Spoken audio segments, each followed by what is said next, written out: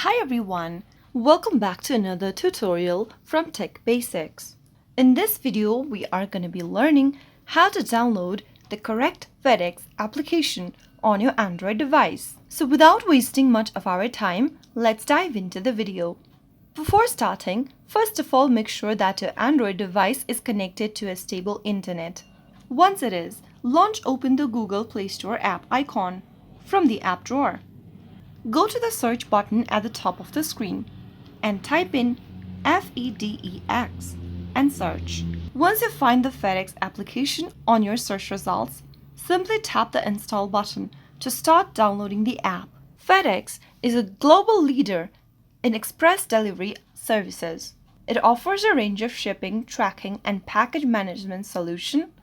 Once you download the application on your mobile device, you can easily launch the app open by tapping on the open button.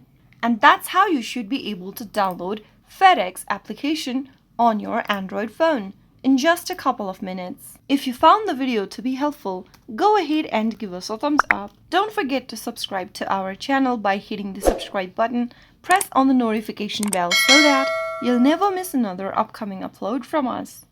I will be back again in the next video. Thank you for watching.